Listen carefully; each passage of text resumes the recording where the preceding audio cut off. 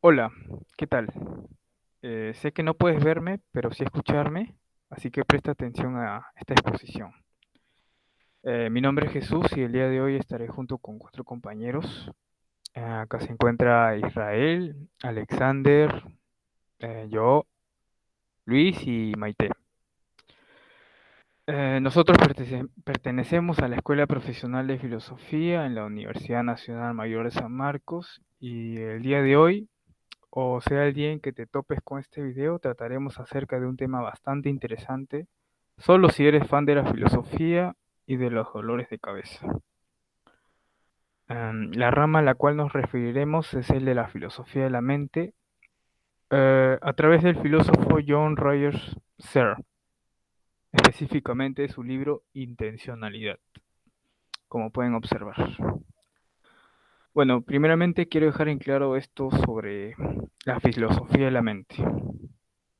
Pues Searle emprende su investigación en temas de filosofía de la mente a partir del estudio de la intencionalidad en busca de un fundamento y a la vez un complemento para su teoría de los actos de habla, que Actos del Habla es otro libro que tiene. Bueno, este objetivo lo conduce a focalizar su atención en la conciencia y asimismo en su estructura, también en el inconsciente y el fenómeno de la causalidad intencional. Todos estos fenómenos serían naturales en el hombre, eh, ya que son parte de la estructura psicobiológica de la persona, así igual que el crecimiento, la reproducción, la secreción de la bilis y hasta la digestión. Siguiente, por favor. Eh, bueno, eh, este capítulo se llama Naturaleza de los estados intencionales, no, emocionales, disculpe. Me emocioné, ya. Y bueno, esto tiene subcapítulos también, así que iremos a ellos. Siguiente, por favor. Ya. Intencionalidad como direccionalidad. Eh, Primero debemos saber qué es la intencionalidad. Esta palabra formada de intención y lidad, que le da un sentido de cualidad a la palabra, haciendo de este término un adjetivo base. Entonces, Searle define la intencionalidad como aquella característica de muchos estados y procesos mentales por la cual estos se dirigen o son acerca de cosas del mundo.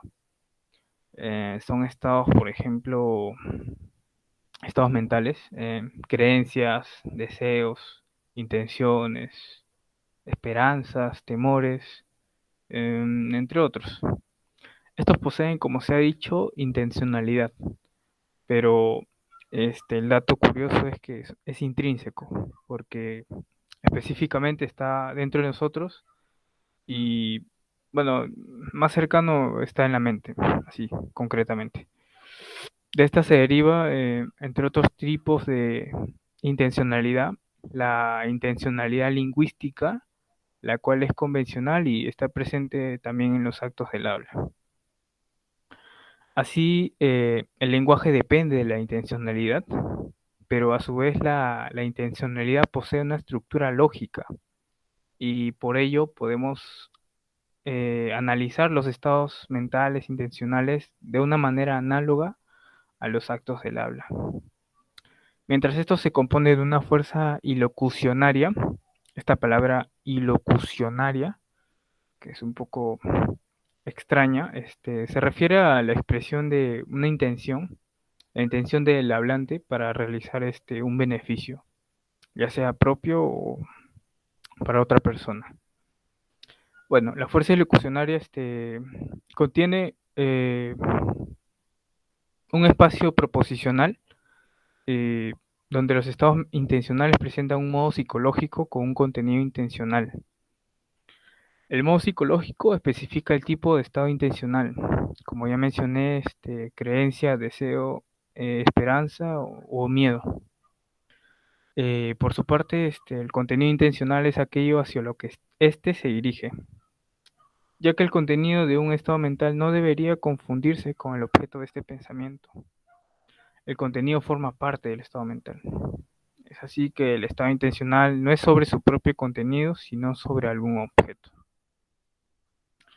En este sentido, por ejemplo, cuando alguien dice, espero encontrar un lugar para sentarme en el parque, el modo psicológico es la esperanza y encontrar un lugar para sentarse en el parque es el contenido intencional, aquello a lo que se dirige la espera, ¿no?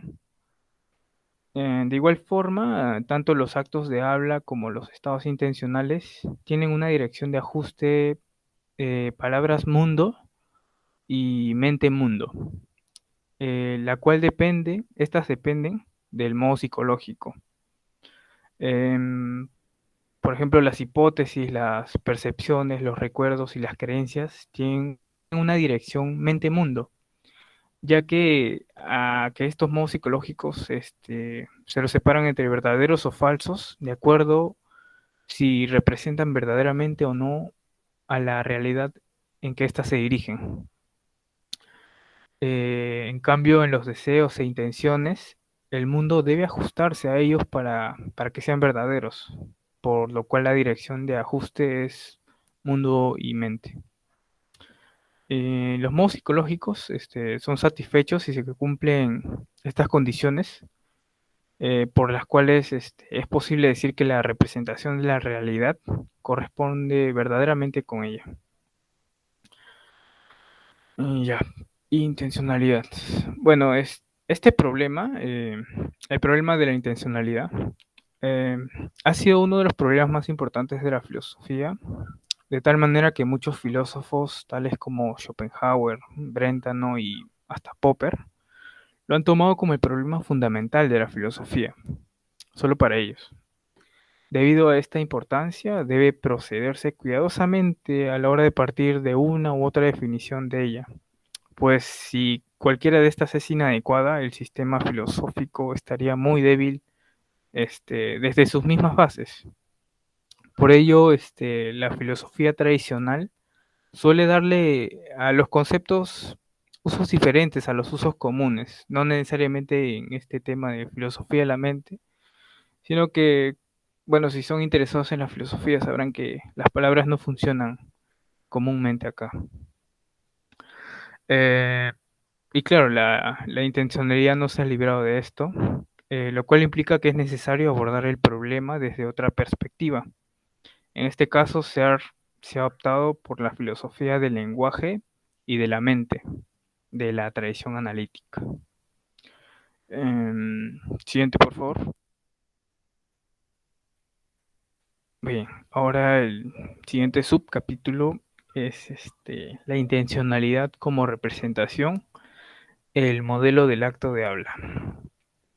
En este capítulo aparece la cuestión, ¿cuál es la correspondencia entre el estado intencional y el objeto o estado de cosas hacia el que está dirigido? Bueno, eh, los estados intencionales muestran objetos y estados de cosas en el semejante sentido de representar, en el que los actos de habla reproducen objetos y estados de cosas. Así que encontramos una semejanza entre los estados intencionales y los actos de habla. En eso bueno, tienen una parcialidad ahí. Individualmente poseemos de inducción suficiente para saber cómo los enunciados figuran sus condiciones de verdad. Asimismo, sobre cómo las promesas simbolizan sus condiciones de acatamiento, también sobre cómo las órdenes representan las circunstancias de su cumplimiento y sobre cómo en la manifestación de una expresión referencial se habla acerca de un objeto, siempre de un objeto. De esto se deja en claro que hay más por estudiar acerca de estos tipos de habla y probablemente lo veamos más adelante a través de otras teorías. Hablando de actos de habla, tenemos que referirnos al lenguaje, pues es que este se origina de la intencionalidad y no al revés. Aquí se quiere explicar la intencionalidad en términos de lenguaje. Así también la orientación del estudio lógico que es dilucidar el lenguaje en términos de intencionalidad. Para esto, en este subcapítulo existen 4 puntos de semejanza y vínculo entre los estados intencionales y los actos de habla. Y bueno, voy a empezar por el primero. Eh, Existe el contenido proposicional y la fuerza ilocucionaria. Otra vez esta palabra, fuerza ilocucionaria, las cuales se diferencian y son una disimilitud ya concreta en la teoría de los actos de habla, las cuales también afectan a los estados intencionales, como por ejemplo, podemos dar órdenes y de este modo pronosticamos que la persona a la cual mandamos hará nuestro pedido. Asimismo, puedo creer que mi orden se cumplirá, como luego temer que no se cumpla y querer que se cumpla mi orden.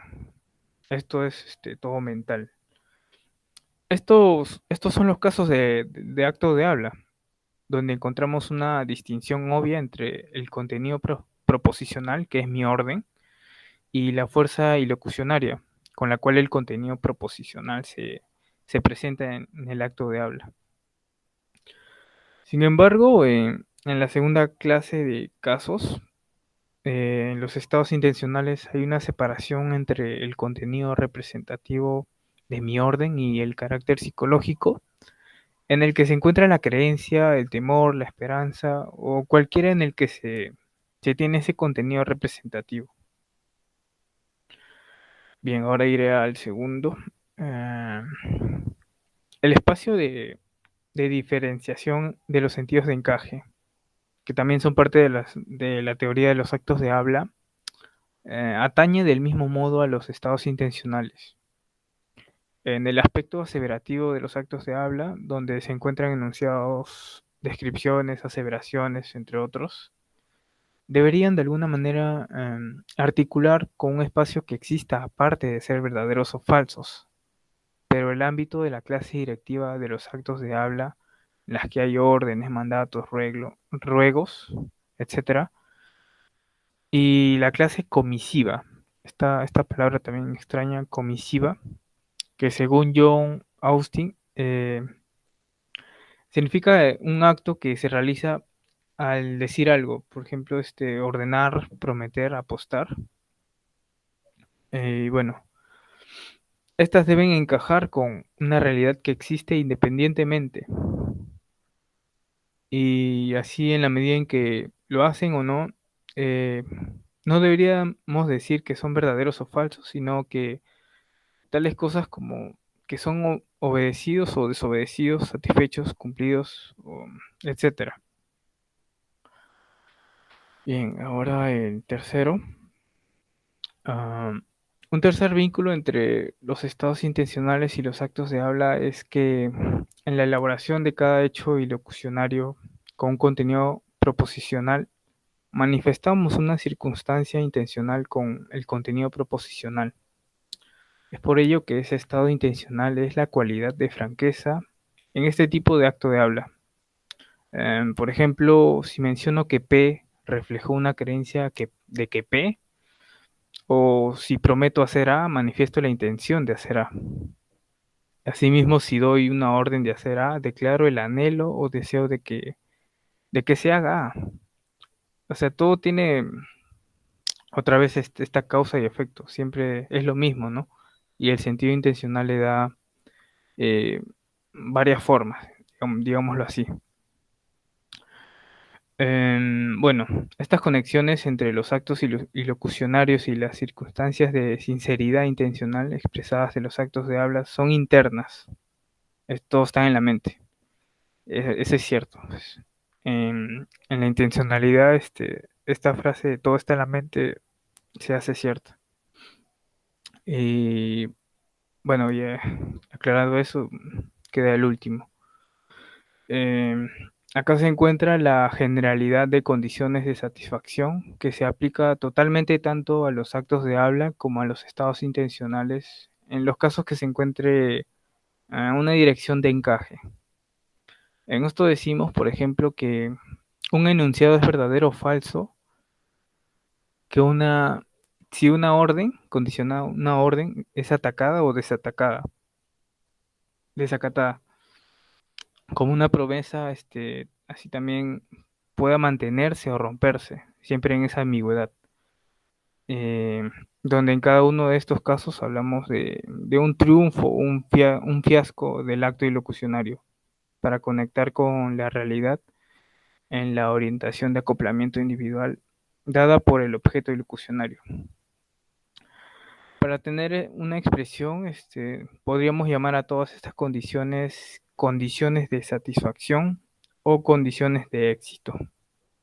Así, diremos que un enunciado es satisfecho si y solo si es verdadero. Eh, una orden es satisfecha si solo si es obedecida. Una promesa es satisfecha si solo si se mantiene. Siempre va a ser así. Bueno, y acá se acaba el capítulo, bueno, el subcapítulo. Así que pasamos a la siguiente, por favor. Ya. Bueno, algunas aplicaciones y extensiones de la teoría. Aquí aparecen más cuestiones con relación al capítulo anterior, ya que probablemente, bueno, ha sido un poco difícil este segundo subcapítulo, así que no es fácil de responder las cuestiones que hay, o al menos no todas. Así que el autor quiere demostrar cómo esta aproximación a la intencionalidad responde a ciertas dificultades filosóficas tradicionales y al hacerlo quiere extender y desarrollar la teoría. Sin embargo, enmarca las siguientes ventajas para continuar con el siguiente capítulo, algo así como un adelanto. Y bueno, aquí vemos ventajas de la intencionalidad. La primera es que nos capacita para distinguir entre las propiedades lógicas de los estados intencionales y los estatus ontológicos también. También nos da una respuesta muy simple a los problemas ontológicos tradicionales sobre el estatus de los objetos intencionales.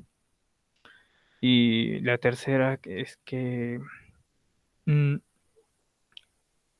nos hace aptos para determinar condiciones de satisfacción, o sea, analizar y saber si existen estas condiciones de satisfacción.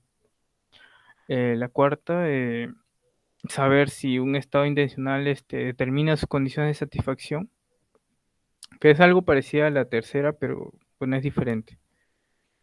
Y el quinto, nos capacita para proponer una solución a un problema tradicional de la filosofía de la mente.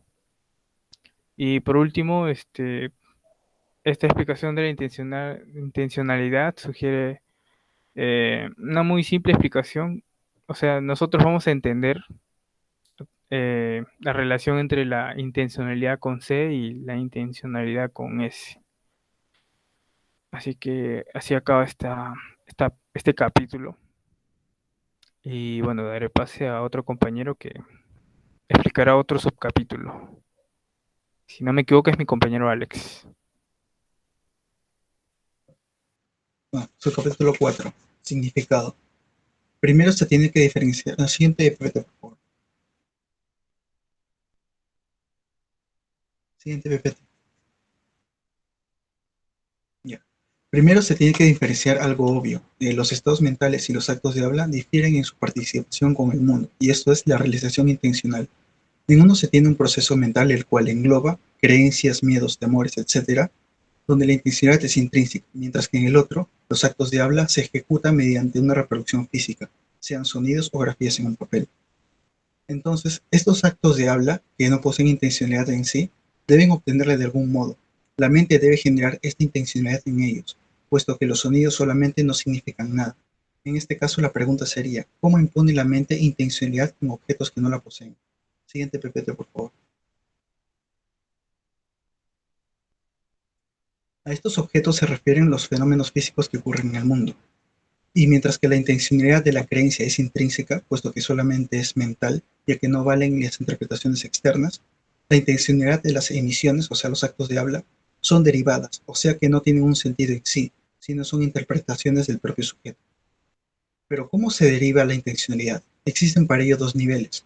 El primero sería la intencionalidad expresada, o sea, las palabras, grafías, etc. Y el segundo, la intención, o sea, en el sentido normal de la palabra, que se refiere a la propia intención. La mente confiere intencionalidad, una funcionalidad o una interpretación de manera intencional a objetos externos, ligando una satisfacción psicológica, a medida de gancho. Este doble nivel de intencionalidad en el acto del habla sucede al emitir enunciados que cumplen ciertos conjuntos de condiciones de satisfacción. De esta manera se otorga un significado, puesto que, como se muestra en el texto, un enunciado no mantiene una interpretación si no se da intencionalidad, y esto es decir, una creencia. Por ejemplo, al decir el cielo es azul, no se podría entenderse sin expresada mi creencia de que el cielo sea azul. Sin esto solo sería un conjunto de sonidos, y si está escrito un conjunto de formas. Y esto se debe a que el propósito del enunciado satisface sus condiciones de satisfacción del propio estado mental que ya es intencional, como un huevo Kinder, que es valioso en los niños no por tener chocolate en sí, sino por poseer un regalo dentro, donde este regalo vendría a ser la intencionalidad del estado mental, mientras que el chocolate sea el acto de habla. Ese es el efecto del doble nivel. Siguiente PPT, por favor. Ahora, por parte del significado, esto se puede entender en los actos de habla. Se puede pedir definiciones de lo que decimos, pero no lo que queremos o deseamos. Para poder pedir el significado de un enunciado se hace referencia en primer parte al estado intencional que tengo, pero también a su forma de expresión. De hecho, es únicamente válido el definir esto solo si se tienen claras las separaciones de ambas partes y sus efectos en el enunciado. Por ejemplo, está lloviendo, ese es el enunciado. No tiene sentido preguntar por qué creemos que llueve, ni tampoco lo tiene el que pidamos qué significa está lloviendo.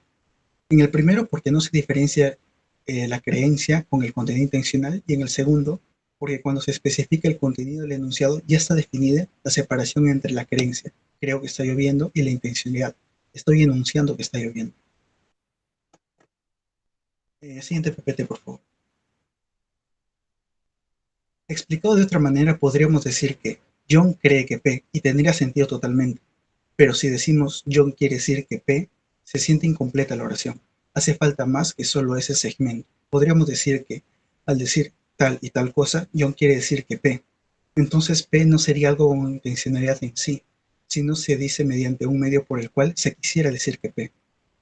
Por otro lado, si se dice que John enunció que P, enunciar es un acto, que a diferencia de creer o querer, decir o mejor dicho, o decir, mejor dicho, es un acto de emisión que guarda un conjunto de intenciones, lo que lo convierte en un acto ilocucionario, y así impone intencionalidad.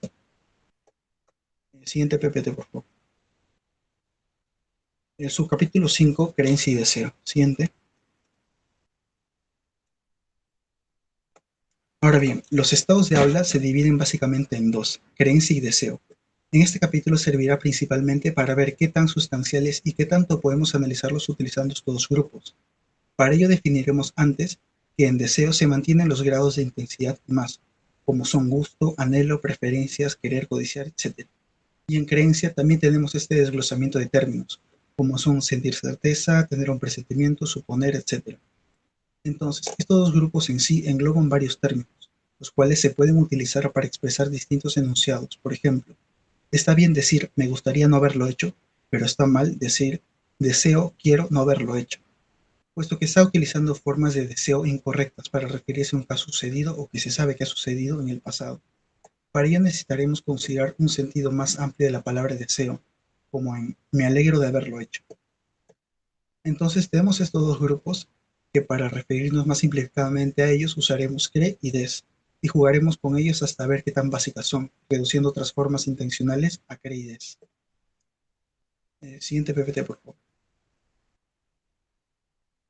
Para probar esto, primero debemos precisar qué caso de des tiene proposiciones completas como con contenido intencionales.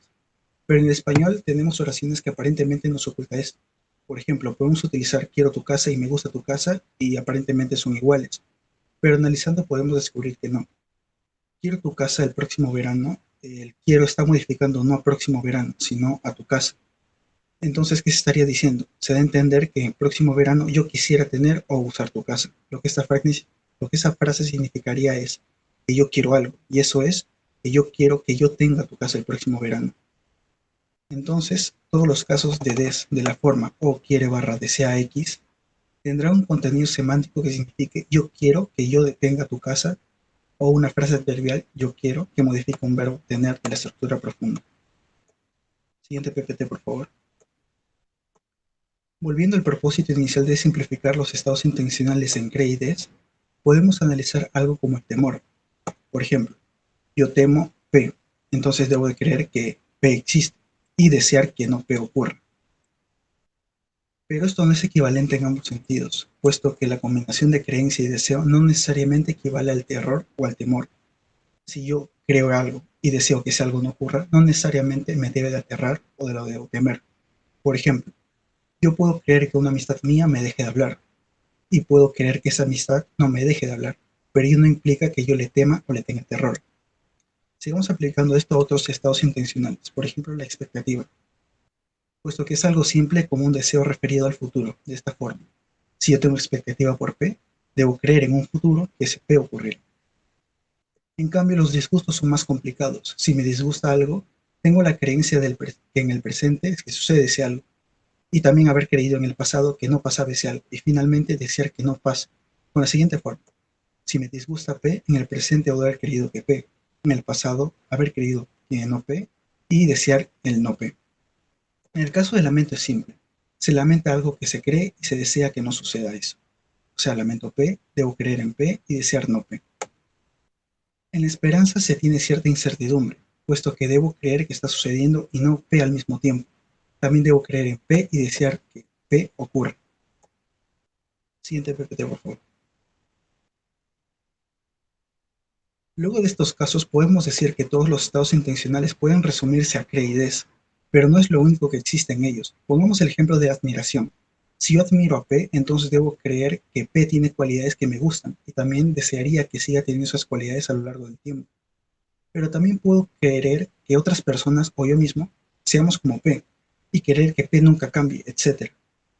Entendiendo este punto, podemos decir que el análisis de CRE-IDES no es tan limitado como puede aparentar.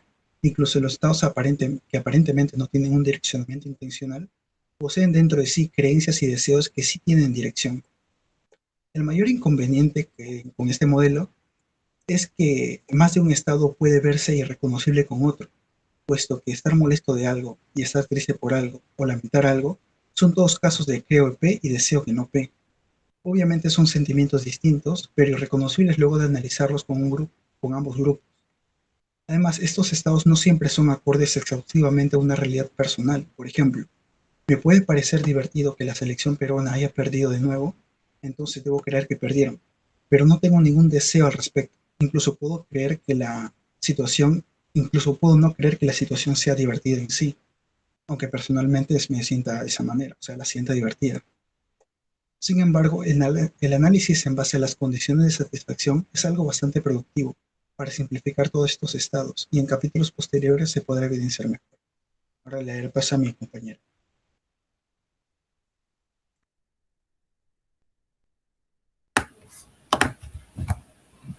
Bien, ahora pasaremos a hablar sobre el segundo capítulo de este libro, la intencionalidad de la percepción. Bien, en la primera parte de este capítulo se realiza una explicación acerca de las experiencias perceptivas respecto al contexto de la teoría de la intencionalidad, la cual vimos en el capítulo anterior. Pero antes de iniciar, tenemos que entender lo que es una experiencia visual y para ello, lo que hace el autor es establecer la diferencia entre dicha experiencia y la percepción en sí misma. Imaginemos que estamos observando un objeto determinado, ¿ok? Al realizar esta acción, lo que tenemos, lo que surge es una experiencia visual. Sin embargo, sabemos que al observar dicho objeto, o sea, en la percepción visual, lo que en realidad vemos es el objeto mismo y no la experiencia. Es decir, la experiencia visual es algo que se obtiene mediante ese acto. Ahora bien, supongamos que no existe aquel objeto y que es solo producto de nuestra imaginación. Pues en este caso, igualmente tendríamos la experiencia. Es por ello que la tesis que Searle plantea en este capítulo es que la intencionalidad se ve involucrada en las experiencias visuales, puesto que éstas también pertenecen a los estados intencionales, como por ejemplo los deseos y las creencias, ya que tienen las mismas condiciones de satisfacción. A continuación, veremos las tres analogías que se mencionan entre las experiencias y las creencias. En primer lugar, se menciona que el contenido de la experiencia visual o contenido intencional tiene forma de una proposición completa. Esto se puede ejemplificar de la siguiente manera. Tengo una experiencia visual de que hay una guitarra allí. Esto sería correcto. Lo incorrecto sería decir, tengo una experiencia visual de una guitarra, pues la experiencia no es simplemente de un objeto, sino que se requiere la existencia de un estado de cosas completo. En segundo lugar, se dice que las experiencias visuales tienen la dirección de ajuste mente a mundo, tal y como las creencias, por el hecho de que es el contenido de estas dos el que se considera ajustado al modo en que son las cosas.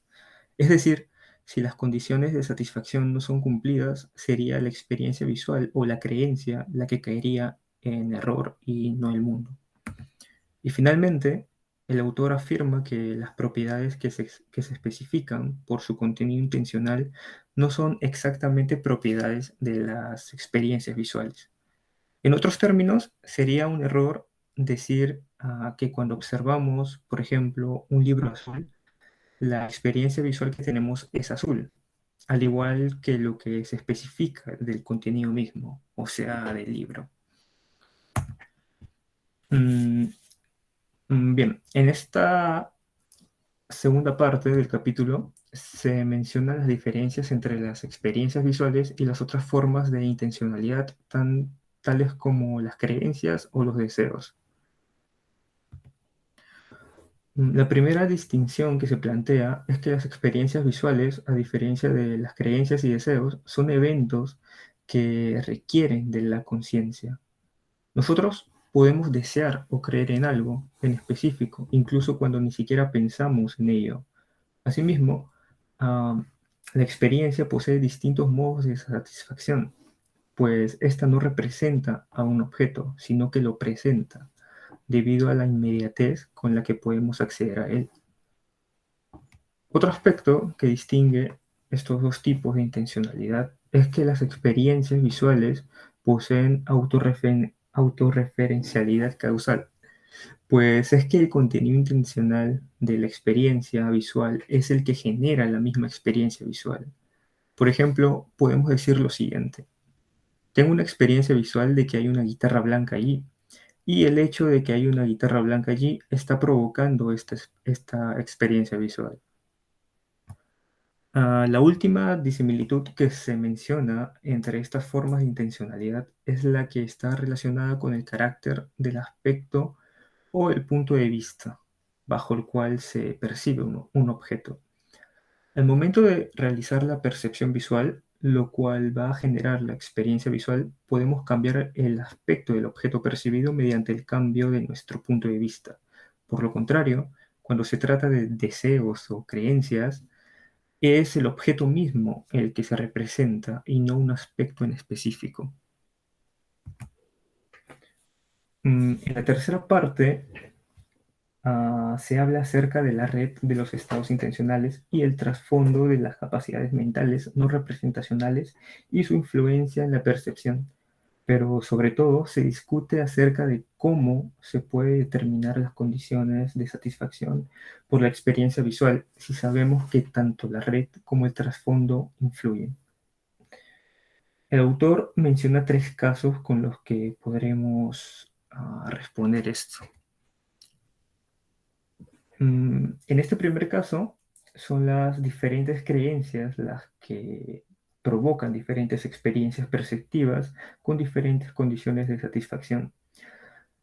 Supongamos que estamos observando la fachada de una casa, creyendo que si abrimos la puerta podremos también visualizar las distintas habitaciones dentro de ella. Es decir, que podremos ver la totalidad de la casa. Y por otro lado, imaginemos la fachada de una casa creyendo que es únicamente parte de la decoración de una obra teatral. O sea, teniendo el conocimiento de que abrir la puerta no encontraremos nada de lo que se podría esperar que contenga una casa real. En ambas situaciones esperamos cosas distintas, puesto que nuestras creencias lo son. En este caso, las creencias son las mismas respecto a diferentes experiencias visuales con diferentes condiciones de satisfacción. Al contemplar la luna sobre el horizonte, ésta se aprecia mucho más grande de lo que es cuando la observamos directamente sobre nuestra cabeza. Es imposible que creamos que la luna incrementa su tamaño cuando es vista sobre el horizonte y que se reduce cuando lo hacemos sobre nuestra cabeza, ya que el contenido de nuestras creencias se va a mantener. Y por último, en este último caso, cualquier creencia respecto a diferentes experiencias visuales pueden producir las mismas condiciones de satisfacción. Cuando observamos esta imagen, dependerá de nuestra interpretación lo que notaremos. Será lo que queramos ver, como por ejemplo una mesa con dos balones debajo, las gafas de una persona con sombrero puesto, entre otras cosas. Y a continuación, mi compañero Luis. Ok, muchas gracias, compañero. Bueno, continuando con la exposición, en este capítulo, la parte 4, vamos a hablar sobre la percepción del realismo ingenuo. Siguiente diapositiva, compañero.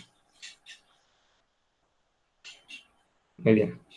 Hasta donde se ha podido abarcar en este capítulo, hemos estado haciendo una referencia prácticamente de lo que es el realismo ingenuo. El realismo ingenuo es directo y de sentido común. Quiero decir de que está al alcance de todos para entender este tipo de perspectiva. Entonces, como se puede notar en el diagrama, se compone de tres partes. Podemos ver el perceptor, la experiencia visual, el objeto percibido, que tiene una forma causal de la experiencia visual. Entonces, como podemos entonces ver, la dirección que señala la flecha nos hace notar que en realidad la percepción visual, el cual nos intenta mostrar que la experiencia visual tiene un contenido intencional, ya que se dirige al objeto intencional, mostrando así la existencia de las condiciones de satisfacción que han estado mencionando anteriormente también mis compañeros. Bueno, cambiando la diapositiva, por favor, compañero. Sobre la alucinación, podemos ver entonces que hay un perceptor, también existe la experiencia visual, pero el objeto material es inexistente. Entonces, a pesar de ello, podemos decir de que existe una experiencia visual, pero lo que no se cumple son las condiciones de satisfacción.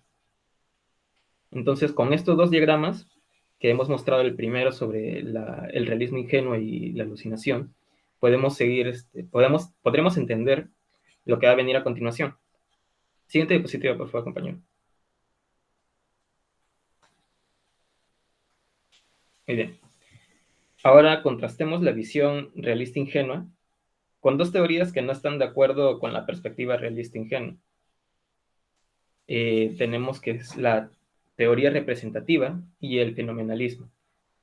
Bueno, como podemos observar ahí, ambas teorías mencionan que la experiencia visual y el objeto son lo mismo. De esta manera, eliminan la intencionalidad en la perspectiva visual del perceptor y el objeto. Entonces, para ellos, lo que es visto es siempre una experiencia visual. Pero lo que quieren llegar con este punto es que el objeto material, como dice también ahí, es inaccesible a los sentidos. Ellos no hablan de que hay un objeto material, sino que son datos sensoriales. Entonces, con toda esta información que dan la teoría representativa y el fenomenalismo, nos lleva a plantearnos una pregunta que es, ¿cuál es la relación entre los datos sensoriales? Siguiente diapositiva, perdón, compañero. Ya. Este dilema que es, ¿cuál es la relación entre los datos sensoriales que realmente vemos y el objeto material aparente no vemos?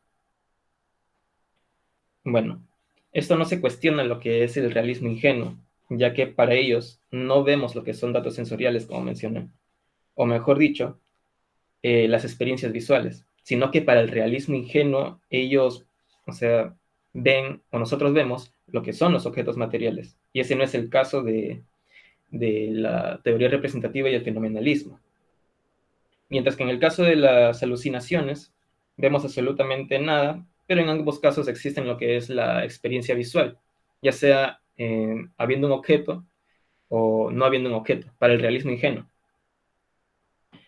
Bueno, entonces, siguiente diapositiva, compañero. Bueno, antes de empezar con este tema, la teoría representativa y el fenomenalismo representan a esta cuestión alegando de que la experiencia visual o el dato sensorial es una copia o representación del objeto, como mencioné. Entonces, lo que diría la teoría representativa es de que la experiencia o el dato sensorial con el objeto son una semejanza. Pero esto lleva también a otro problema, que es justamente la misma teoría que tiene esta incapacidad de proporcionar el sentido de la noción de similitud, ya que al decir de que el dato sensorial, por ejemplo, al decir que el dato sensorial y el objeto tienen la semejanza, entonces, si dicen que el objeto es inaccesible a los sentidos, entonces el dato sensorial o la experiencia no podría ser accesible, ya que tienen este sentido de similitud o de semejanza. Entonces sería inatingible lo que estarían diciendo. Eso sería el problema en realidad de que no proporcionan, como dije, el sentido y la noción de similitud. Bueno, la siguiente diapositiva, compañero. Y el problema con el fenomenalismo, bueno, es que se reduce a lo que llamamos el solipsismo. ¿Qué es el solipsismo? Es que solamente lo que vemos es lo que existe y nadie más puede ver lo que yo veo. Bueno, entonces, para el fenomenalismo, ellos dicen que los objetos que vemos se vuelven datos sensoriales, una acumulación de datos sensoriales en realidad. Pero sucede que estos datos sensoriales son privados, como mencioné, del solipsismo. Ello conlleva que los objetos que vemos también son privados y quiere decir que el objeto y los datos percibidos son solo míos y de nadie más, y que nadie más puede ver lo mismo que yo veo. Entonces la hipótesis de que otro vea y perciba lo mismo que yo sería inatingible. Esto querría decir de que si otra persona ve lo mismo que yo, sería imposible, al menos que sea esa persona sea yo mismo. Entonces caería en este problema, pues. Ahora, siguiendo con siguiente diapositiva, compañero. Bueno, no solamente la teoría representativa y el fenomenalismo cayeron en este error, pues, ¿no? de no incluir la intencionalidad, de negar la intencionalidad, sino que también el realismo ingenuo, muchos realistas ingenuos, cayeron también en este error de negar la experiencia visual, situándola en el mismo lugar del objeto. Bueno, como los teóricos sensoriales, como mencioné, ¿no?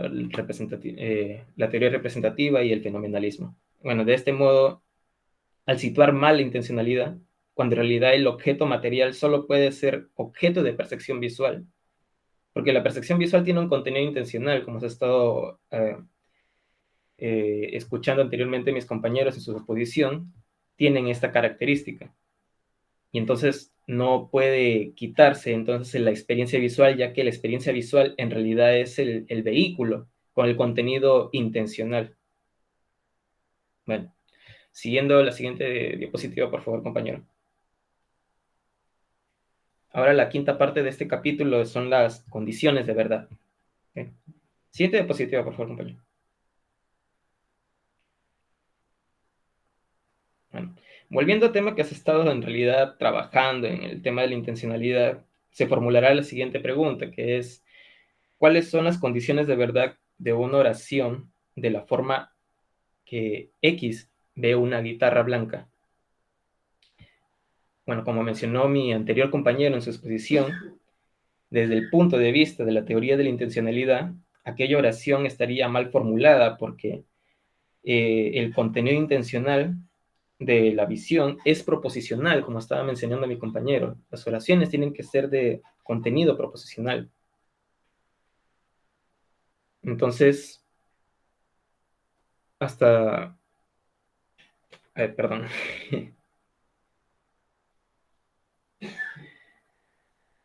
Bueno, entonces podemos ver ahí los ejemplos que ve una guitarra blanca está mal planteada, pero entonces la manera correcta de poderla plantear es que X ve que hay una guitarra blanca enfrente de X. Esta sería una forma de plantearla de la manera correcta, de manera proposicional. Bueno, siguiendo con ello. Siguiente diapositiva, por favor, compañero.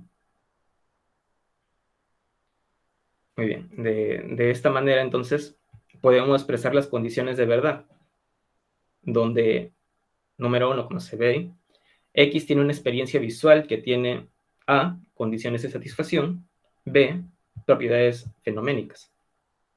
Siguiente diapositiva, compañero. Bueno, para las condiciones de satisfacción, se cumple que hay una guitarra blanca, como, bueno, vamos a hacer el mismo ejemplo de la guitarra blanca que ha estado usando mi compañero anteriormente. Se cumple que hay una guitarra blanca frente a X, y de haber una guitarra blanca frente a X está causando lo que es la experiencia visual. Como mencionamos en el primer diagrama, el objeto intencional cumple un factor causal, y ahora lo podemos ver de nuevo. El objeto intencional causa lo que es la experiencia visual. Esto sería la condición de satisfacción. Siguiente diapositiva, por favor, compañero. Las propiedades fenoménicas, en cambio, están en la condición de determinar las condiciones de satisfacción. En este caso, la experiencia es quien determina. Si el objeto era el que causaba, la experiencia ahora es el que determina o verifica que se cumplan estas condiciones de satisfacción. Siguiente diapositiva, compañero. Entonces, la forma de la relación causal en las condiciones de satisfacción tiene una causación intencional, continua y regular. Bueno, entonces vemos que las condiciones de satisfacción son de hecho satisfechas, ya que como podemos ver en este diagrama, hay en efecto una guitarra blanca, que sería el objeto percibido, causando la experiencia visual, lo cual tiene contenido intencional. De esta manera quedaría planteado. Entonces vemos que el objeto causa experiencia visual, y la experiencia visual estaría determinando, así cumpliendo las condiciones de satisfacción. Bueno, siguiente diapositiva, compañero. Ahora, el problema de la particularidad. Siguiente diapositiva, compañero. En este tópico en sí, vamos a ver un caso muy peculiar, ya que es un problema con respecto a las condiciones de satisfacción. Y en esta parte sí tendrían que poner un poco más de atención, porque es un poco atareado el entender este tipo de ejemplos. Bueno, supongamos ahora que tenemos una guitarra blanca, y entonces vemos una guitarra blanca particular, ya que si hubieran, en este caso, un conjunto de guitarras blancas, y entre ellas estuviera la que es nuestra, o sea, nuestra guitarra blanca, la condición de satisfacción solo se cumpliría con la guitarra blanca que es nuestra, como se da ahí el caso. O puedes hacer también otro ejemplo en el cual tienes un auto de tales características y ves que hay varios autos idénticos, pero ¿cómo tu auto te puede cumplir estas condiciones de satisfacción y lo puedes reconocer a pesar de que los demás son idénticos? Lo mismo sucede con este ejemplo. Entonces, la pregunta sería, ¿cómo se introduce esta particularidad en el contenido intencional de la percepción? Entonces, siguiente diapositiva, compañero. Entonces, para entender esta situación, me voy a mencionar lo que es el mismo ejemplo que ha estado tratando el autor en su ensayo. Entonces,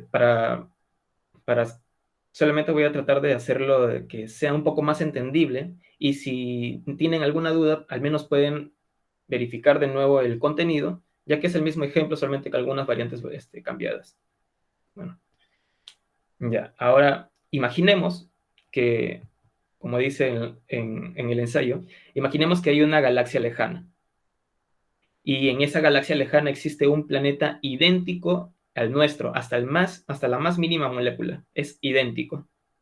Y supongamos que en la Tierra, Castillo ve a su mujer Keiko. y ve que su mujer Keiko sale de su auto amarillo. Y en la Tierra Gemela, donde está justamente esta Tierra igual en esta galaxia lejana que es igual a la nuestra, el castillo gemelo ve a Keiko Gemela salir de su auto gemelo también. Entonces, ¿qué hace para Castillo a Keiko y no a Keiko Gemela, parte de su experiencia visual, y a Castillo Gemelo a Keiko Gemela y no Keiko según las condiciones de satisfacción? Esta sería esta pregunta. Entonces, las condiciones de satisfacción de la experiencia sujeta es parte para poder reconocer que no está viendo a cualquier mujer, sino a su Keiko y a su Keiko gemela, como se puede notar ahí. A pesar de que hay una Keiko y una Keiko gemela, si le presentas las dos a Castillo, él podría reconocer a su Keiko gemela porque ella está cumpliendo las condiciones de satisfacción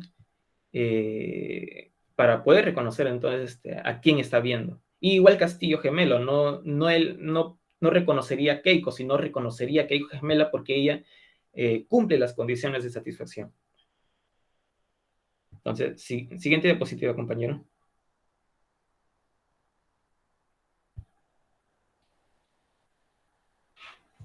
Ya.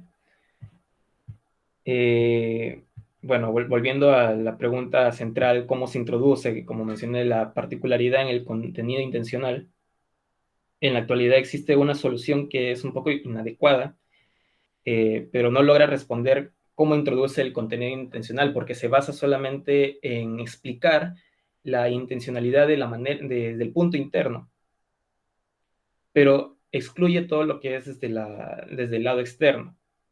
De ese modo también se da otra solución que explica desde el punto externo, pero no explica desde el punto interno. En este caso, la solución es de si hubiera una tercera persona. Pero, bueno, ahora tenemos estas preguntas, ¿no? La pregunta no es bajo qué condiciones ve de hecho a Keiko, tanto si lo sabe como si no, sino que en realidad la pregunta sería bajo qué condiciones se considera a sí mismo que está viendo que Keiko está frente a él. Y de la misma pregunta, pero esta vez respecto a la referencia, no es bajo qué condiciones se refiere a Keiko, tanto se lo sabe, sino más bien bajo sus condiciones bajo qué condiciones, perdón, quiere referirse a Keiko mediante Keiko. Bueno, con esto nos podemos dar cuenta de la complejidad de lo que es la particularidad y la no independencia del contenido intencional y la causalidad de las condiciones de satisfacción, porque no pueden estar separados, como dije, estaban dando dos soluciones diferentes que era desde una perspectiva interna y una perspectiva externa, pero no deberían estar separados en sí. Bueno, siguiente diapositiva, compañero. Entonces, ¿cuál es entonces la solución al problema de la particularidad? En esta parte necesitamos recapitular de nuevo lo mencionado por mi compañero sobre lo que es la red y el trasfondo. Así que vamos a explicar lo que es la red y el trasfondo, la causación intencional y la endecicalidad. Siguiente diapositiva, compañero.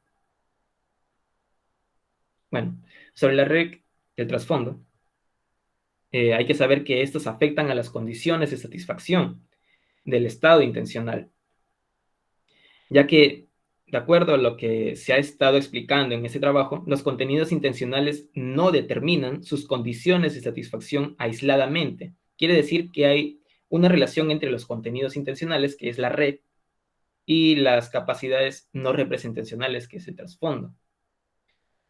No como las concepciones atomistas, que en realidad dicen que no, solamente es la red o solamente es el trasfondo, sino que tienen que estar juntas como se ve en la fórmula de ahí, ¿no? El contenido intencional más las capacidades no representacionales, que es el trasfondo y la red, ¿no? Bueno,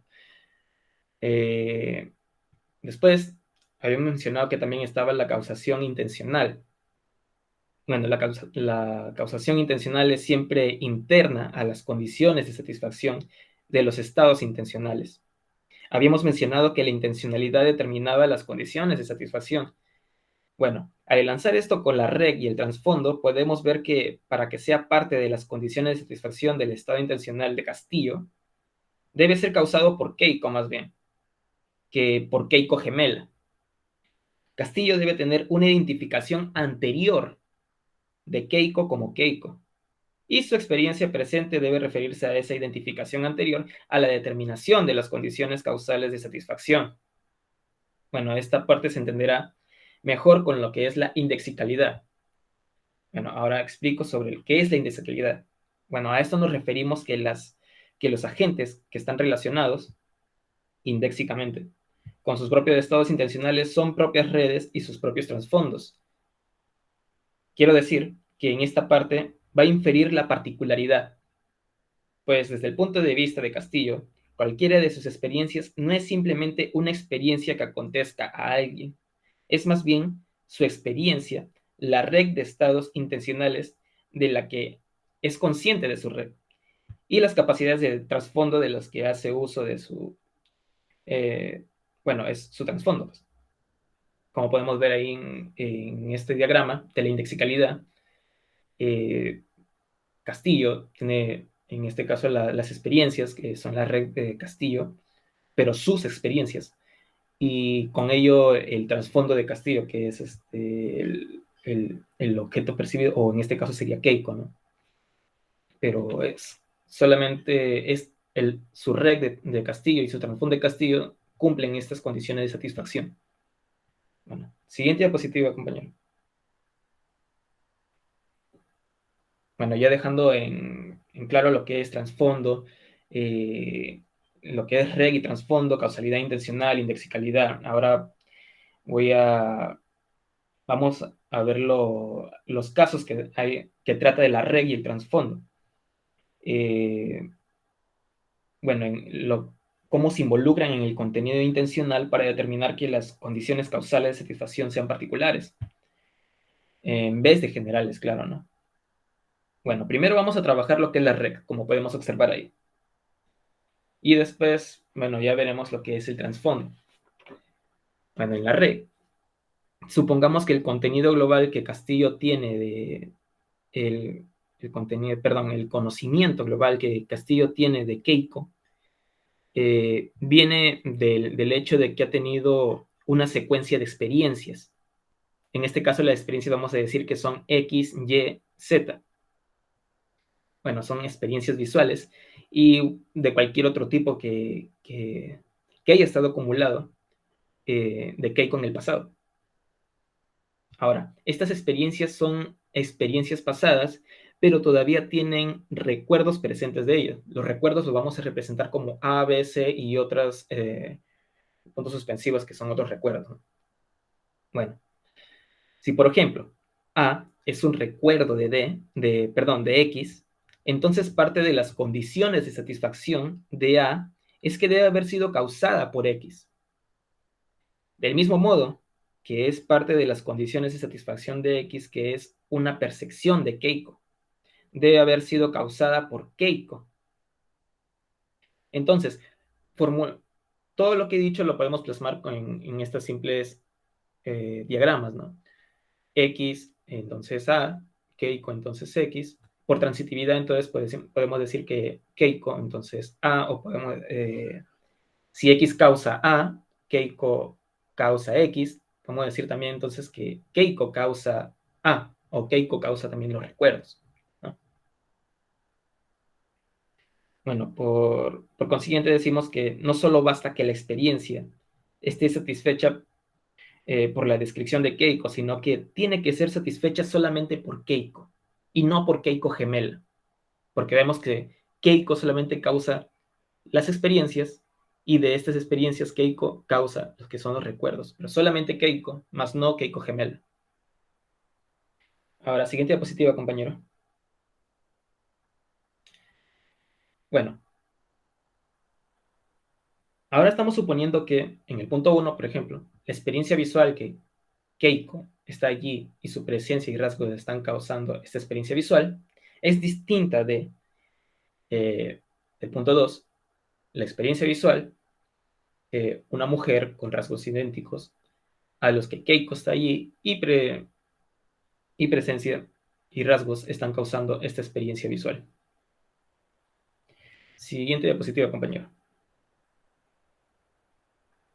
Entonces, la relación de la red y el contenido intencional, estaríamos diciendo que desde el punto de vista, claro, de Castillo, se diría que he tenido en el pasado un conjunto de experiencias X, Y, Z, causadas por la presencia y rasgos de una mujer, a la que he conocido como Keiko, y tengo en el presente un conjunto de recuerdos que estas experiencias A, B, C, las cuales son tales que mi experiencia visual es la experiencia visual, una mujer con rasgos idénticos a las que Keiko está ante mí y su presencia y rasgos están causando esta experiencia visual, y esa mujer es idéntica a la mujer cuya presencia y rasgos causaron X, Y y Z, y que a su vez causa A, B y C. Bueno, asimismo, como solo importa en esta situación el punto de vista de Castillo, el contenido de 3 estaría incluido en el contenido de 1, si es que se puede notar ahí. Entonces, las condiciones de satisfacción solo requieren a Keiko, como mencioné antes, y no a alguien de tipo idéntica, como sería Keiko gemela. Bueno, además del hecho de que el castillo gemelo esté teniendo simultáneamente una experiencia de idéntico tipo que la de Castillo, no es obstáculo para que la experiencia de Castillo esté dirigida solamente a Keiko y no hacia Keiko gemela, como sigo mencionando, por los elementos de que su red están intrínsecamente relacionados con él, y me refiero a sus experiencias y recuerdos. Ahora, siguiente diapositiva, compañero. Ahora veamos la manera en que actúa el trasfondo en la intencionalidad, justamente en este problema de la particularidad. En el trasfondo, la capacidad, como mencionó anteriormente mi compañero, la capacidad de reconocer personas, objetos, no requiere normalmente la comparación del objeto con las representaciones preexistentes, ¿okay? Ya sean imágenes, creencias o otras clases de representaciones mentales. Supongamos que Castillo reconoce a un hombre que ha visto en la calle como Vladimir Cerrón. No necesito un recuerdo de cómo o cuándo, o hacer una representación para comparar a Cerrón, simplemente ve a Cerrón y sabe que ese es Cerrón. Entonces el trasfondo aquí funciona como una capacidad mental no representativa. Quiere decir que tiene la habilidad de reconocer a Cerrón, pero esa habilidad en sí mismo no necesita contener o consistir en representaciones para hacer la comparación.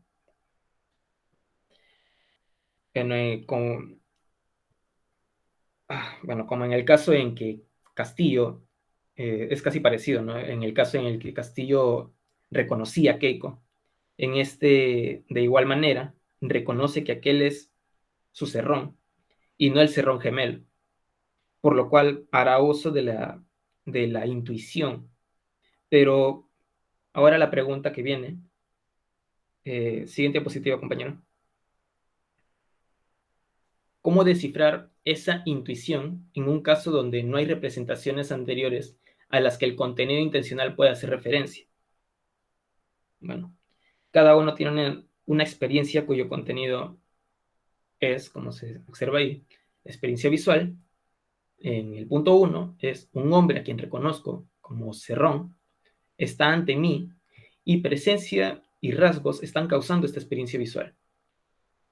Es distinta al punto 2, donde la experiencia es un hombre con lo que reconozco como rasgos idénticos a los de Cerrón, está ante mí y su presencia y rasgos están causando esta experiencia visual. Bueno, desde el punto de vista de Castillo, el contenido 1 en el mismo que el 3, que sería en la siguiente diapositiva, por favor. ¿Ya? Es que tengo la capacidad de reconocer un cierto hombre M como Cerrón, que es tal que la experiencia visual sería un hombre con lo que reconozco como rasgos idénticos a los de Cerrón, está ante mí y su presencia y rasgos están causando esta experiencia visual, y ese hombre es idéntico a M.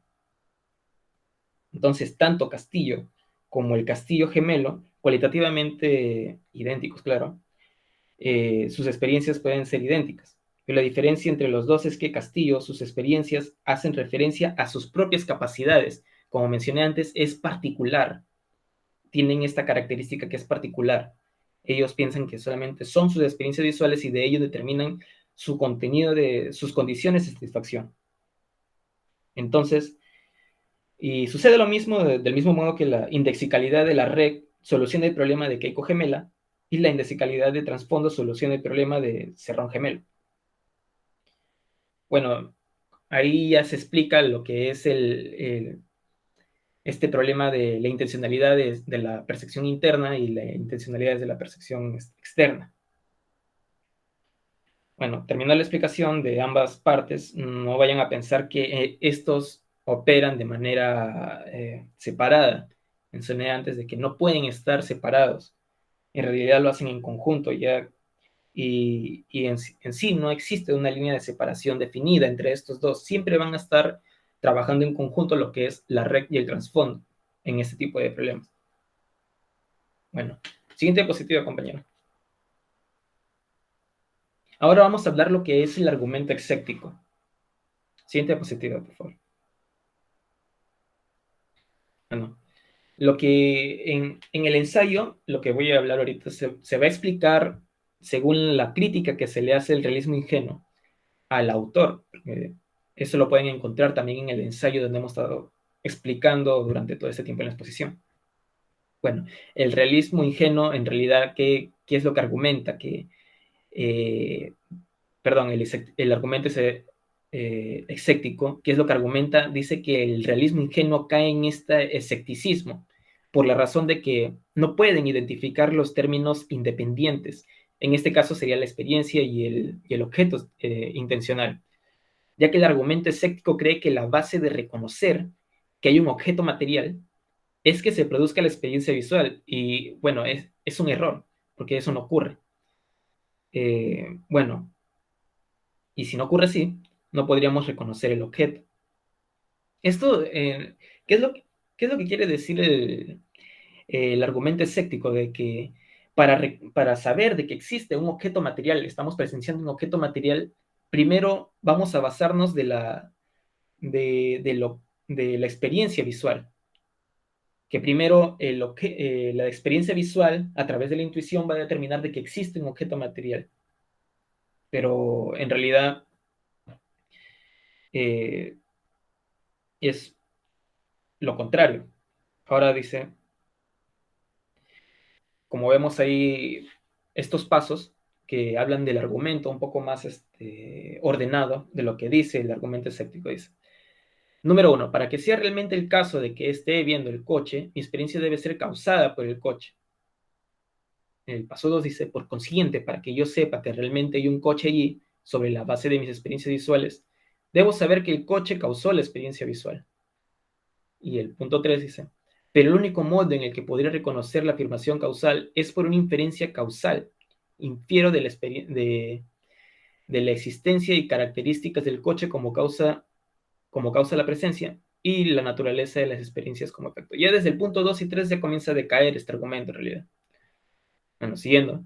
Pero tal inferencia causal nunca podría ser justificada porque no hay modo de verificar la inferencia, ya que el único acceso que tengo al coche es por medio de otras experiencias, tanto visuales como de otras clases. No puedo comprobar la inferencia del objeto material desde la experiencia visual, del modo en que puedo comprobar la inferencia causal, de que hierve el agua en la olla, del hecho de que se escape el vapor.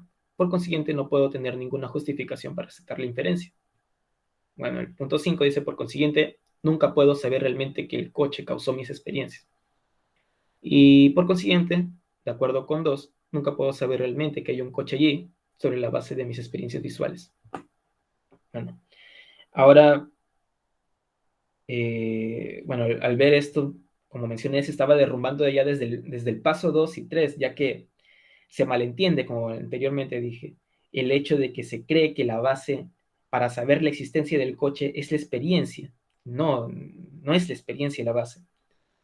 Ya que yo veo el coche y de ello deriva la experiencia, no es al revés, ya que el coche causa la experiencia, no es que primero se me viene la experiencia y de ahí con ello determino de que hay la existencia del coche.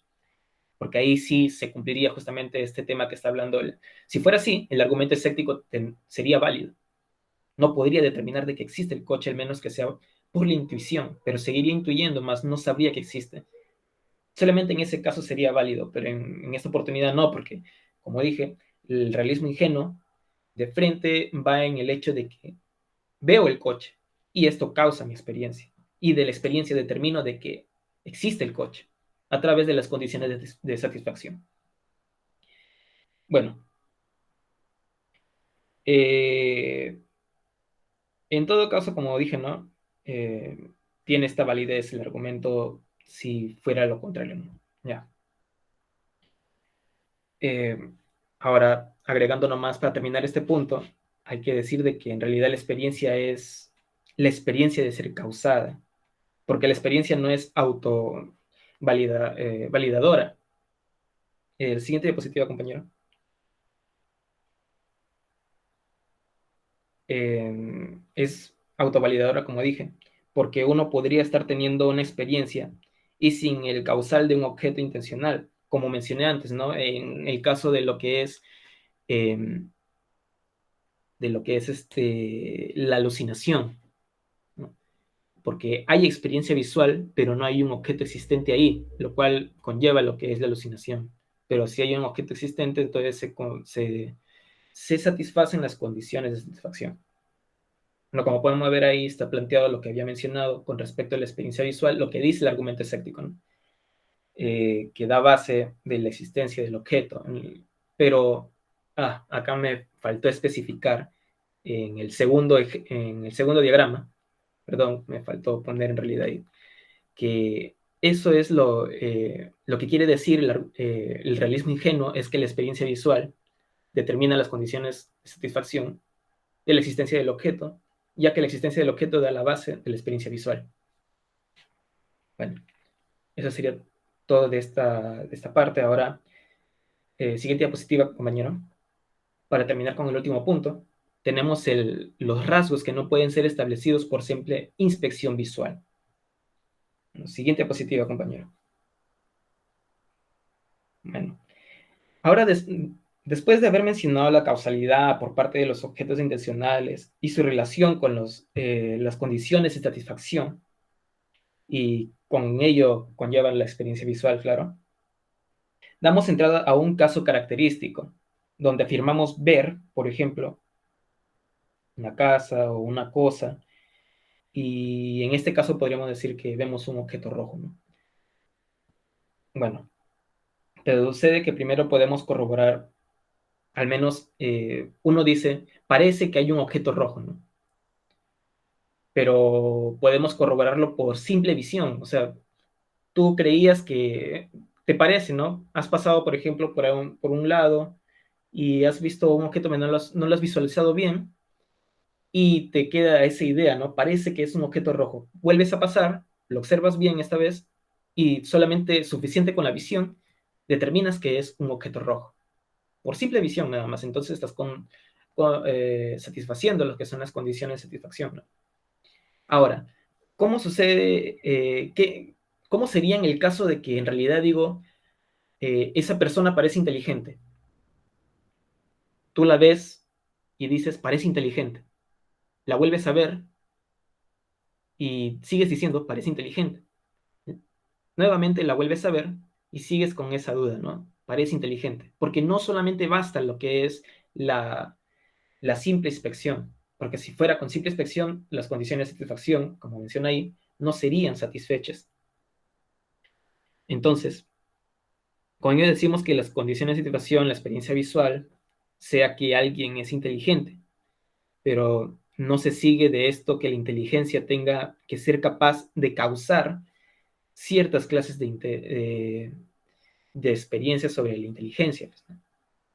¿No? Esto sería el problema de ello, ¿no? También puede pasar con otros ejemplos en el cual aparentemente nosotros creamos que esa persona parece borracho, ¿no? O amargado, pero no vamos a poder verificarlo por simple inspección o por una simple chequeada de la visión, al menos que se involucren otro tipo de corroboraciones para saber si esa persona es inteligente, borracho o no. Bueno, eso sería esta parte de los rasgos que no pueden establecer inspecciones visuales. Bueno, terminando mi parte, ahora le doy el pase a mi compañera Maite para que siga con el tema. Bueno, quien les habla es Maite Pacheco y ahora daré un resumen sobre el capítulo número 3 llamado Intención y Acción. Siguiente diapositiva, por favor. En este capítulo, el autor ha planteado su objetivo, que básicamente es analizar y examinar la relación que hay entre la intención y la acción. Siguiente, por favor. La intención y la acción parece que se acopla elegantemente al sistema general de que esta intención se va a satisfacer, si y solo si la acción que es representada por el contenido de la intención se realiza realmente. Siguiente, por favor. Si menciono el ejemplo de votar a Jones, en el aspecto de la intención y la acción, sería de la siguiente forma.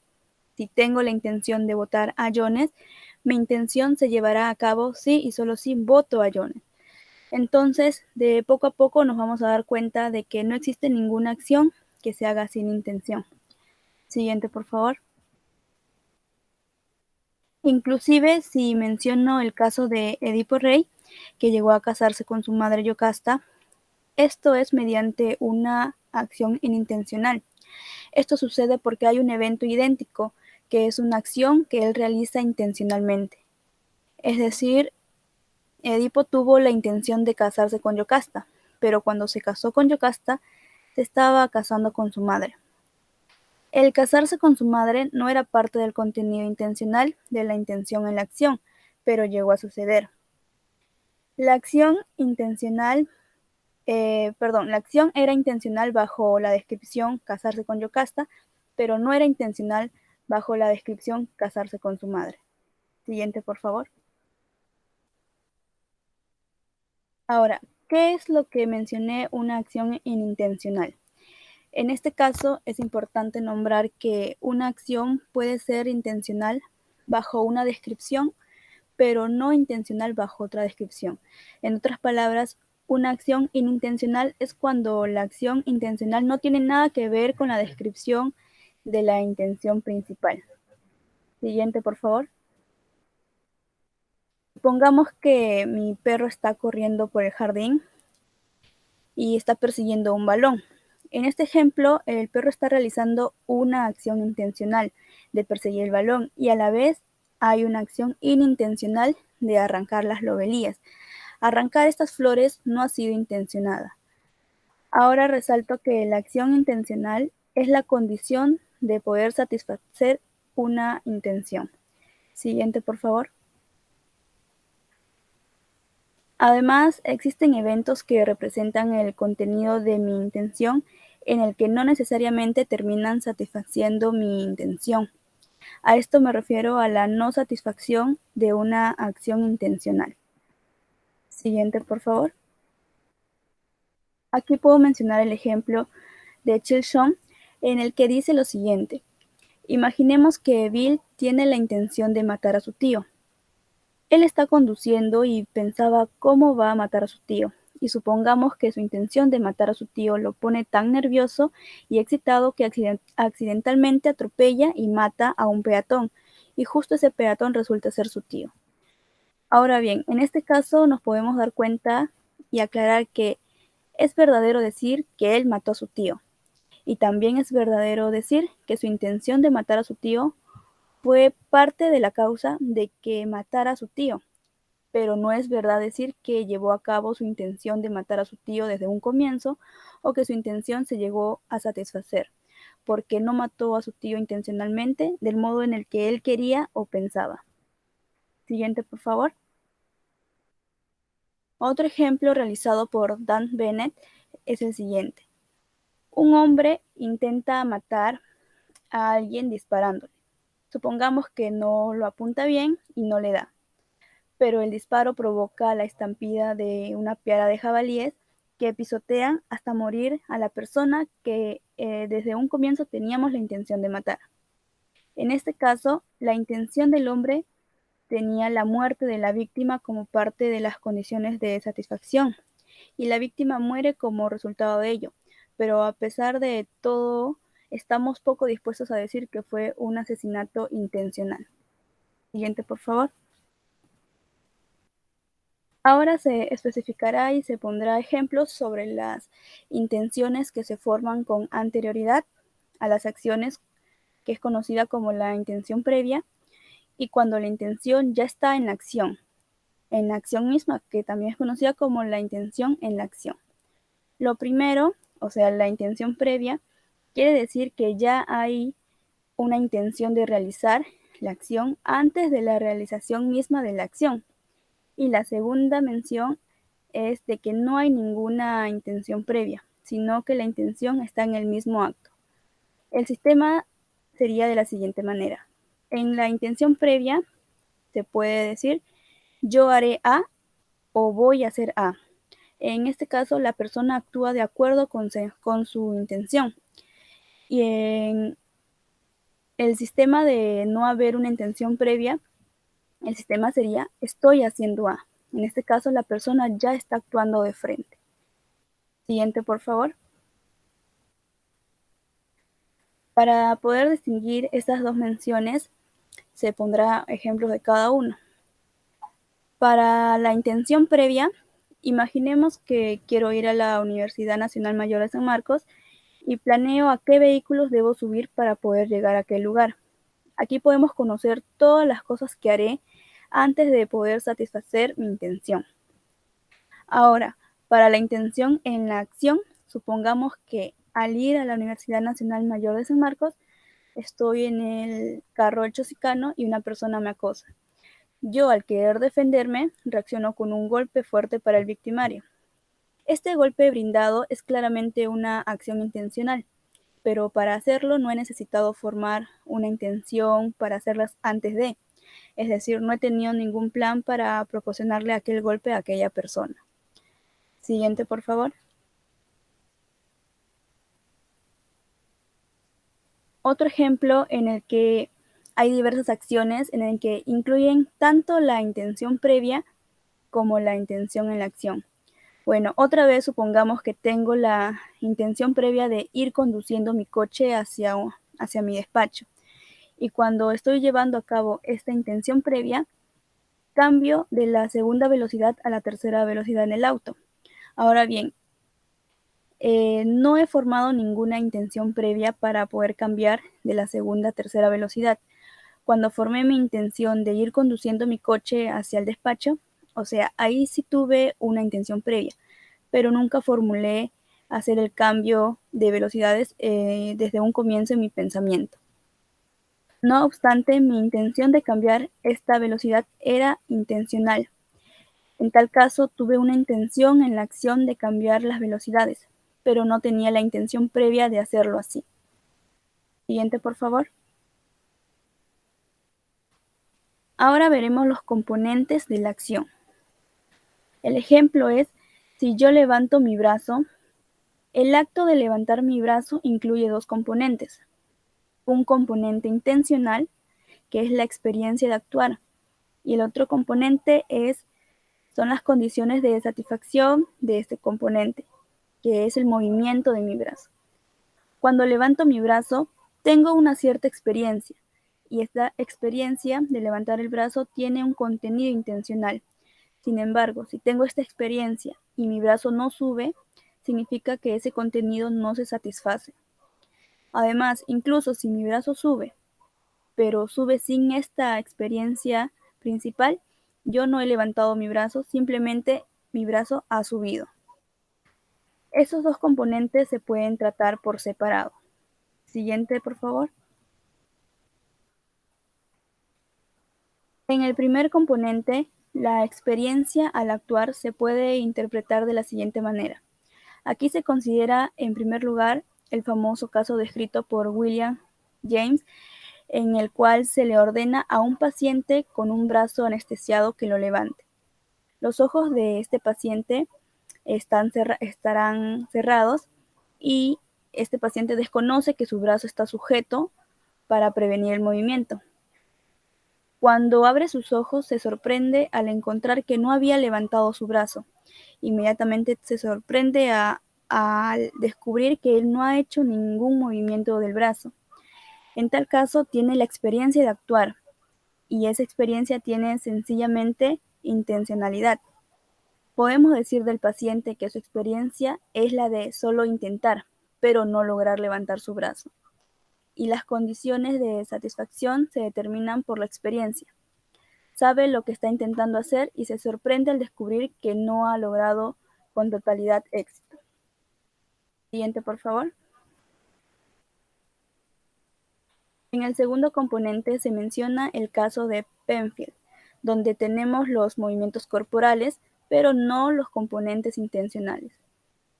Cuando causaba que un paciente que sí era consciente pueda mover su mano mediante la aplicación de un electrodo al córtex motor de un hemisferio, le solía preguntar sobre esto al paciente, a lo que el paciente le respondía: yo no hice eso, usted lo hizo.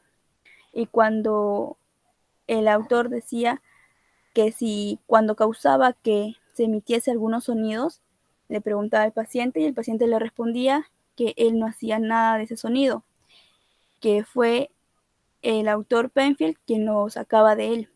En tal caso tenían el movimiento corporal, pero no tenían la acción. Siguiente, por favor. Es importante también mencionar que el contenido intencional de la intención en la acción y la experiencia de actuar son idénticos. De hecho, por lo que respecta a la intencionalidad, la experiencia de actuar es precisamente la intención en la acción. Pero, ¿por qué necesitamos ambos conceptos? Esto es porque la experiencia de actuar es una experiencia consciente con un contenido intencional, y la intención en la acción es solo el componente intencional libre de alguna experiencia consciente de actuar. Algunas veces se realizan acciones intencionales sin ninguna experiencia consciente, y en este caso la intención en la acción existe sin ninguna experiencia de actuar. Siguiente, por favor. Volviendo al tema inicial, con la intención previa y la intención en la acción, si son tan diferentes, ¿por qué van casi siempre juntos? Esto es porque son autorreferenciales causales. Esto quiere decir que el sentido de su contenido intencional determina que es satisfecho solo si el evento que es su condición de satisfacción es causado por él. Esto quiere decir que yo puedo solamente tener la intención de lo que mi intención puede causar. Por ejemplo, no puedo decir tengo la intención de que llueva, ya que esta no es una acción intencional porque la acción no es causada por mi acción. No puedo decir que yo lloví. En cambio, si digo tengo la intención de subir mi brazo, este sí puede ser satisfecha, ya que puedo decir yo subí mi brazo. Siguiente, por favor. Por consiguiente, respecto a la transitividad de la causación intencional, que lo podemos ver fácilmente en el siguiente gráfico, podemos decir que la intención previa causa la acción, y esta acción está compuesta por la intención en la acción y el movimiento corporal. Claro que la intención en la acción causa también el movimiento corporal, y la combinación de los dos es la acción que ocasiona la intención previa. Siguiente, por favor. Ahora mencionaré un término empleado por el filósofo Joel Feinberg, que es el efecto acordeón. Esto es la relación de las acciones que preceden o suceden a un caso. Es decir, que podemos extender o ampliar las descripciones. Por ejemplo, si colocamos el caso de Gavrilo Princip y su asesinato del archiduque Francisco Fernando en Sarajevo, se podría decir que hubieron fases. Todo comenzó cuando Gavrilo apretó el gatillo del arma, disparó la pistola, luego hirió al archiduque, luego mató al archiduque, asestó un golpe a Austria y vengó a Serbia. Sin embargo, no todas estas acciones son causales, es decir, apretar el gatillo causa el disparar la pistola, pero al matar al archiduque no causa el que se aseste un golpe a Austria. Siguiente, por favor.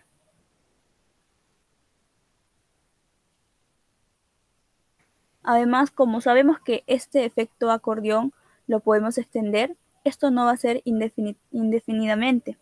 Esto sucede porque lo que concierne a la historia causal, hay montones de cosas que sucedieron más arriba de la cima, más abajo del fondo y fuera de los contornos que no son parte del efecto acordeón de la acción intencional.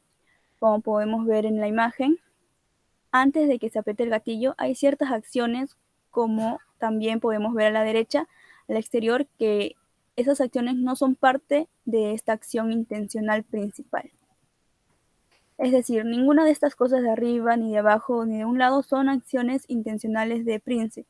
Inclusive, ninguna de ellas es una acción suya en absoluto. Son solamente ocurrencias inintencionadas que sucedieron como resultado de su acción. Siguiente, por favor.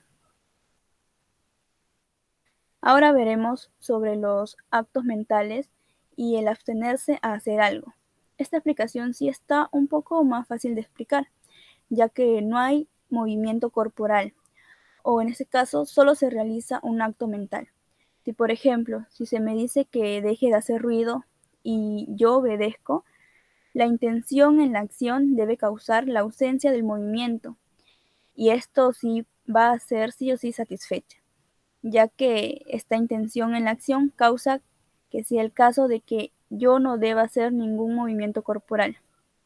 De este modo, la ausencia del movimiento corporal puede ser tanto una parte de las condiciones de satisfacción de una intención en la acción, causalmente autorreferencial, como un movimiento corporal. Siguiente, por favor.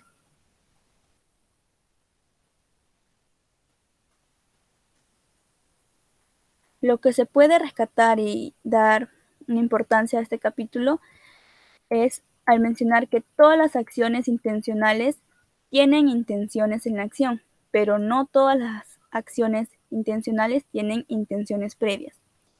Además, puedo hacer algo sin haber formado una intención previa, y puedo tener una intención previa y no actuar de acuerdo con esta intención.